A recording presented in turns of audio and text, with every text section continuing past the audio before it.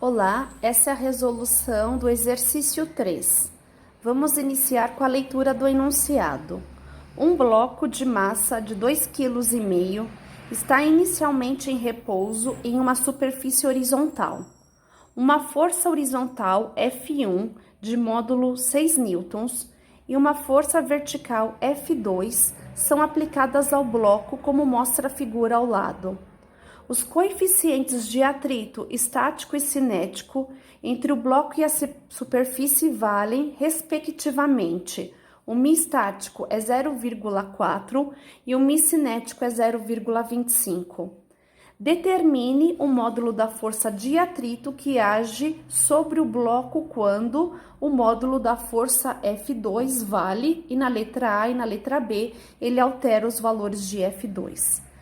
Pessoal, antes da gente pensar na letra A e na letra B, eu vou mostrar para vocês como que eu faço para iniciar a minha resolução do exercício.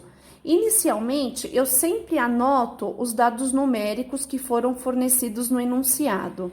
E depois, eu sempre procuro seguir essa listinha de passos para eu não esquecer de nada. Então, qual que é o primeiro passo? É definir o sentido de movimento. O que nos foi fornecido inicialmente na figura? Haviam sido dadas somente essas duas forças, a F1 e F2. Será que fica claro para todos que, com a existência dessa força F1 para a direita, o sentido do movimento também era para cá? Então, não foi uma escolha minha, o próprio enunciado já pede assim.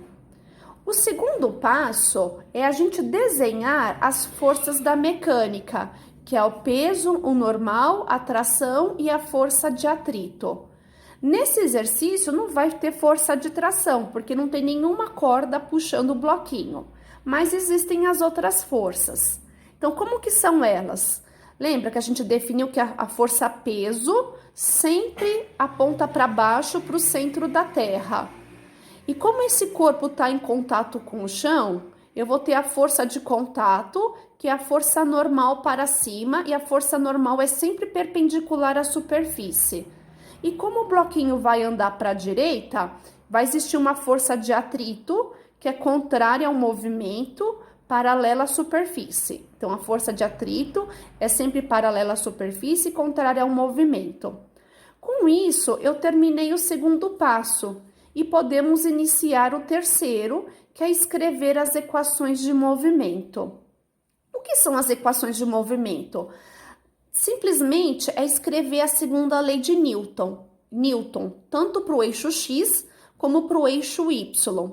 E aí, eu acredito que todos os professores de teoria comentaram com vocês que forças a favor do movimento são positivas e forças contrárias ao movimento são negativas. Então, como que vai ficar aqui, ó? O F1 é positivo, porque ele está a favor do movimento, e a força de atrito, que é sempre contrária ao movimento, ela apareceu com sinal de menos. Como só tem essas duas forças na horizontal, eu só matematizei essas duas forças. Então, isso aqui vai ser igual a massa vezes a aceleração do sistema. Já nos nossos problemas, sempre em Y, o corpo está parado. Então, o que isso significa? Que ele sempre vai ficar colado no chão, o bloquinho. Então, se ele está parado, o que a gente pode pensar? As forças que estão para cima têm que equilibrar as forças que estão para baixo. E aí, quantas forças estão para cima aqui nesse exercício? Tem a normal e o F2, que tem que equilibrar a única força que está para baixo, que é a força peso. Então, eu matematizei aqui, ó. A normal mais F2, que estão para cima, tem que ter o mesmo módulo da única força que está para baixo. E daí, mais para frente, a gente vai ter que abrir a fórmula da força de atrito. E a força de atrito, dentro dela tem a normal. Então, eu já tomei a liberdade de isolar a normal nessa equação. Então, observe, o F2 estava positivo, ele passa para depois do igual negativo. E o último passo, que sempre ajuda na compreensão do exercício, é você calcular o fato estático máximo. Para você que está iniciando o atrito, a força de atrito estático máximo não é a força que a gente está buscando do problema. O fato estático máximo é a força mínima que eu tenho que fazer para tirar o meu corpo do repouso.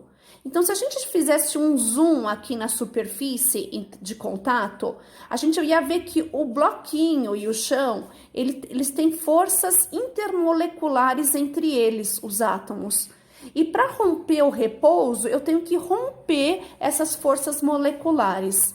Então, para eu conseguir quebrar essas ligações químicas, é essa força que a gente está calculando, que é o fato estático máximo, que ele é calculado pelo μ estático vezes a normal. Uma grande fonte de erro em dias de avaliação é o aluno colocar que a normal é igual ao peso.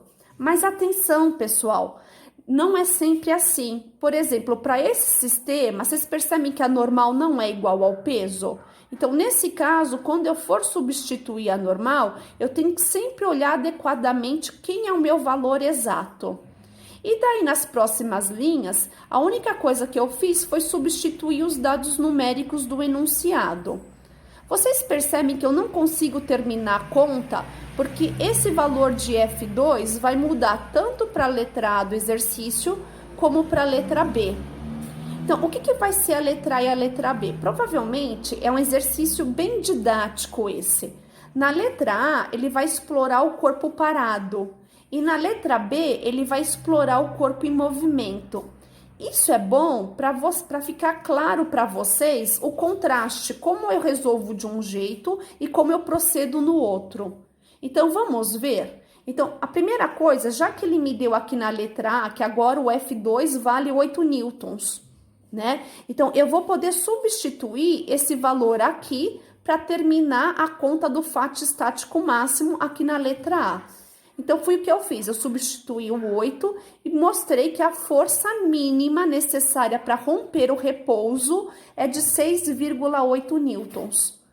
Agora, para a gente ver se o corpo está parado ou está em movimento, você tem que comparar esse valor com o valor da força que vai empurrar o bloquinho, que vai tentar colocar ele em movimento. Então, será que vocês percebem que a força F1 é 6 newtons e essa força que vai empurrar o bloquinho, ela é menor do que a força mínima para romper o repouso? E como isso acontece, qual vai ser a consequência? O meu corpo fica parado. E se o corpo está parado, a aceleração do sistema é zero. Então, perceba, você não calculou o atrito, você calculou a força mínima necessária para tirar ele do repouso. E o exercício quer que você calcule o atrito. Então, como que a gente vai fazer? Será que tinha alguma equação que tinha força de atrito na entrada? Sim, era a equação de movimento do eixo X e eu trouxe ela para cá. Só que como o corpo está parado, nessa equação a aceleração é zero. Então, matematicamente, o que sobrou? Que a força F1 vai ser igual à força de atrito. E como o F1 era 6 newtons, então esse vai ser o valor do nosso atrito final. Pessoal, será que fica claro isso para vocês? Será que não tem nexo? Por que eu quero dizer isso? Imagine que fosse um cabo de guerra. Num cabo de guerra, quando tem o equilíbrio, a força que fazem para a direita tem que ser igual à força que fazem para a esquerda. Então, se aqui é 6 newtons, também tem que ser 6 newtons para cá, para o meu corpo ficar parado. Porque se não tiver esse contrabalanço, o corpo ou vai tender de um movimento para um lado, ou vai tender um movimento para o outro. Então, como aqui o corpo estava parado, tinha que ser 6 newtons para cada lado, e o que muda é o sentido do vetor, dos vetores que são opostos. E aí segue a letra B, aonde ele muda o valor do F2. Então, o que eu procedi? Eu fiz aqui o cálculo da nova força para romper o repouso. E notem que como alterou o valor, né? Aqui na letra A era 6,8 e esse valor mudou para 5,2 newtons. Olha que interessante. Agora, a força para romper o repouso é 5,2 newtons, que é menor que a força que eu tenho para empurrar a caixa. Então, eu tenho força suficiente para romper o repouso. Então, o corpo vai ficar em movimento. Gente, se o corpo está em movimento, eu tenho que calcular a força de atrito. Então, corpo em movimento é o atrito cinético. Então, a gente pode usar o Fat cinético, que é o Mi cinético vezes a normal. Percebam que a importância é manter a coerência na hora da resolução. A normal é o peso menos o F2. Percebe que eu trouxe ela de novo para cá, para substituição?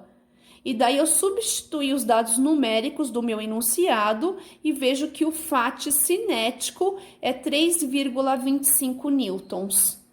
Ok, pessoal? Se vocês ficaram com alguma dúvida sobre a resolução desse exercício, por favor, coloquem suas questões, esclareçam suas dúvidas no fórum.